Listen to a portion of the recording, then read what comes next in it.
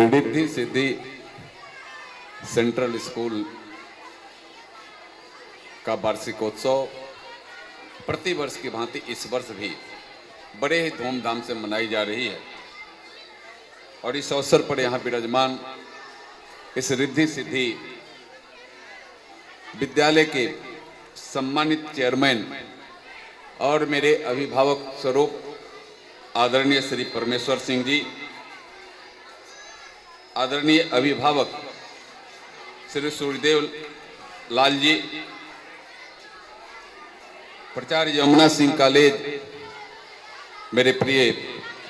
Professor Abhay Singh ji, Bharatiya Janata party के सारण जिला पूर्वी के नवनिर्वाचित सम्मानित अध्यक्ष मेरे प्रिय भाई ब्रिजमोहन सिंह जी, हमारी पार्टी के वरिष्ठ नेता और एक प्रखर वक्ता पंडित रामाशंकर मिश्र सांडिल जी, भारतीय जनता पार्टी के वरिष्ठ नेता भाई हेमनारायण सिंह जी, हमारे प्रिय भाई मंकेश्वर सिंह जी, जिला के सम्मानित उपाध्यक्ष और पार्टी के यहाँ के संयुक्त जब यह प्रखंड था उस समय के अध्यक्ष के रूप में भी दायित्व निर्वहन करने वाले एक कर्मठ और सुयोग्य कार्यकर्ता भाई चैतेंद्र नाथ सिंह जी, आज इस अवसर पर यहाँ उपस्थित थे हमारे अति सम्माननीय पूर्व शिक्षक और एक बड़े समाज सेवी आदरणीय कृष्णा पांडे जी, गोड़िया कोठी विधानसभा के सम्मानित संयोजक और एक अच्छे वक्ता, एक अच्छे संगठनकर्ता भाई प्रमोद तिवारी जी, आदरणीय शिक्षक भाई अरविंद कुमार श्रीवास्तव जी, आज इस अवसर पर यहाँ विराजमान पूर्व सैनिक आदरणीय मुनेश्वर सिंह जी, इंजीनियर भाई जोगेंद्र सिंह जी हमारे प्रिय साथी हैं, भाई मदन गोपाल सिंह जी, सूर्यनंदन शाही जी हमारे पार्टी के वरिष्ठ नेता हैं, यहाँ के पूर्व के अध्यक्ष रहे, हमारे पार्टी के वरिष्ठ नेता पूर्व के अध्यक्ष भाई अखिलेश्वर प्रसाद भोला जी, भाई राकेश सिंह जी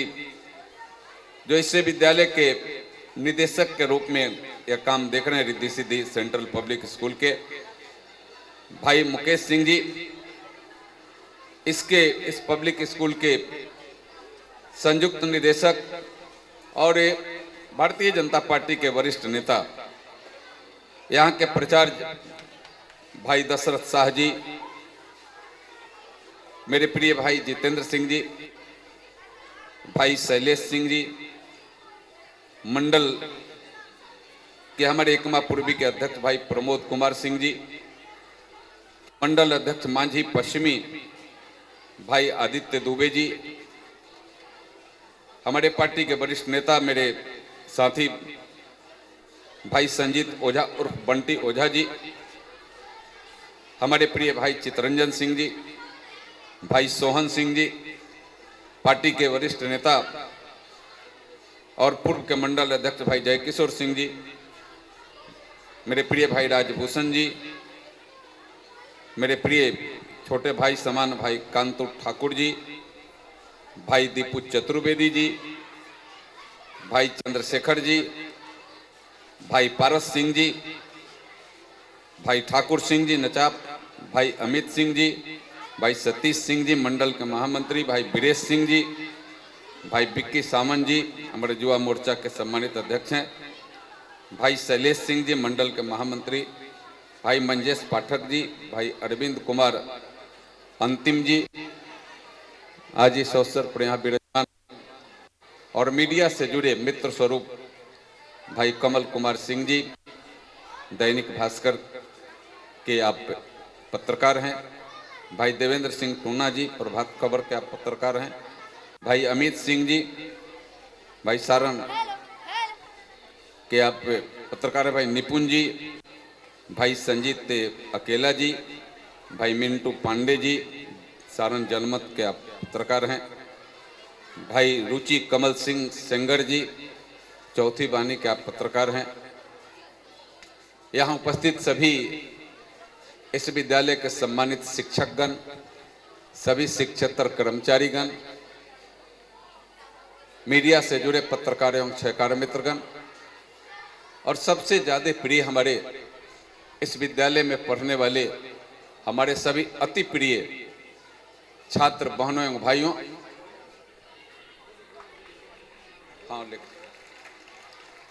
सभी हमारे प्रिय छात्र बहनों एवं भाइयों, मैं सबसे पहले इस विद्यालय के चेयरमैन, जो अभी मेरे अभिभावक के तुल्य भी हैं, आदरणीय परमेश्वर बाबू को मैं हृदय से बधाई और धन्यवाद करता हूं। और इसलिए करता हूं कि आप इस सुदूर देहात में भी एक ऐसे शिक्षा के क्षेत्र में एक ऐसा ज्योत आपने जला रखा है, यह ज्योत इतना प्रकाश कर रहा है, यह प्रकाश इससे Riddhi Siddhi central public school का प्रकाश छपरा ही नहीं, सारण जिला ही नहीं, सिवान और पटना यानी बिहार तक यह जा रहा है। इसलिए हृदय से आपको बधाई, हृदय से मैं धन्यवाद करता हूं। यह छोटा सा यह कस्बा और इसमें इतना सुंदर व्यवस्थित विद्यालय और पढ़ने वाले हजारों के तादाद में हमारी बहनें और भाई, अगर यह विद्यालय नहीं रहता, मैं कभी कभी सोचता हूं अध्यक्ष जी कि अगर विद्यालय नहीं रहता तो यह बच्चे कहां पढ़ने जाते, इन बच्चों के शिक्षा का क्या होता। यह बच्चे इसमें से आधे पढ़ते आधे नहीं पढ़ते। आज भी तमाम व्यवस्थाओं के बाद भी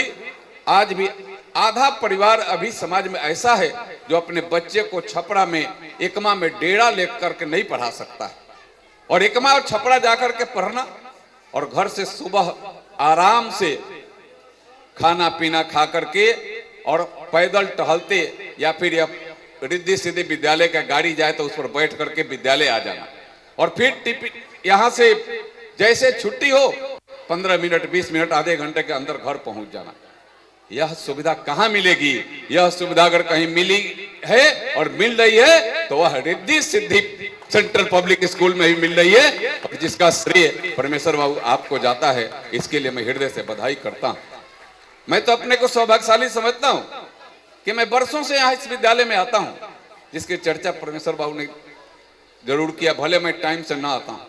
लेकिन टाइम के पहले और टाइम के बाद यानी विद्यालय के परिवेश को तो मैं जरूर देखता हूं। और आते जाते क्रम में आपके विद्यालय के बच्चे आपके